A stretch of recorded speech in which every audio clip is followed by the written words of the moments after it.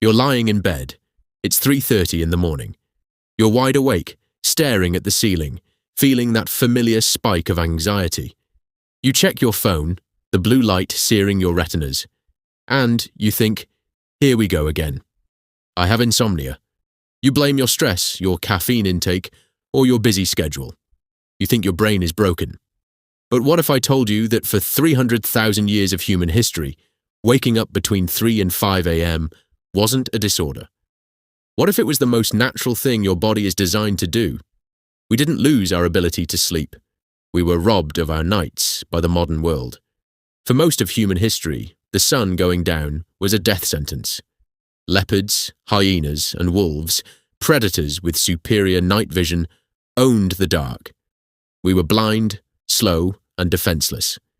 When the sun set, you found a tree or a hidden cave and you stayed perfectly still. Moving at night meant becoming food. But then we learned to control fire. A campfire created a 30-foot circle of safety. It didn't just keep us warm, it added hours to our lives. It created the first living room in human history. Anthropologists have spent decades studying modern hunter-gatherer groups that still live much like our ancestors did. They found that daytime conversations were purely practical: logistics, hunting, economic negotiations, and complaints. Daytime talk was work. But at night, around the fire, the entire character of human interaction changed. 80% of those conversations were stories, myths, jokes, and adventures. The fire wasn't just heat, it was the original theatre, the classroom, and the church. It was where we learned to imagine things that didn't exist yet. It is where we became human. But the night wasn't just about stories. There was something else happening, something that scientists only rediscovered recently. We were never designed to sleep in one solid 8-hour block. That is an industrial invention. Historians digging through centuries of diaries, court records, and medical texts found hundreds of references to first sleep and second sleep. People would go to bed shortly after sunset, sleep for about 4 hours, and then wake up. They stayed awake for 1 to 2 hours in the middle of the night, typically between 3 and 5 a.m., before drifting back into their second sleep until dawn. This wasn't insomnia. This was the default human setting. And what did they do during those quiet, early morning hours? Everything. They interpreted their dreams while they were still fresh. They wrote. They visited neighbors. They meditated. A 16th century physician even advised that this was the best time for couples to conceive because they were relaxed and attentive. When researchers took volunteers in the modern era and removed all artificial light, they didn't sleep for 8 hours straight. Within weeks, every single participant returned to that ancient pattern: 4 hours of sleep, a period of quiet wakefulness in the early morning, then 4 more hours of sleep. Their bodies just did it, as if some ancient program had been waiting inside them the whole time.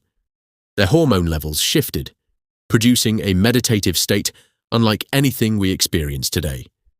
They felt peaceful and reflective. We have lost an entire phase of human consciousness. So, what killed it? The answer is simpler than you think. Light. In the 1600s, cities began installing street lamps to combat crime. Then came cheaper candles, gas lamps, and finally, in 1879, the electric light bulb. We conquered the night, and we thought that was progress. But we actually flooded our brains with signal jamming noise. Today we are exposed to artificial light for 7 to 8 hours after sunset. That blue light from your screens tells your brain it is midday, suppressing your melatonin and shattering your circadian rhythm. We have traded a profound, meditative state of consciousness for 24-hour productivity. We traded the ability to see the Milky Way from our own beds for a flickering smartphone screen. We have become a species that is perpetually tired, yet deeply afraid of the dark. Tonight, when you wake up at 4 a.m. and feel that urge to grab your phone to distract yourself, don't. Just lie there, in the dark. Maybe your brain isn't malfunctioning. Maybe it's just trying to remember what it was like to be human. Maybe the reason we are all so anxious and burnt out is that we have outlawed the very hours meant for reflection and peace. We conquered the night, but in the process, we lost our minds.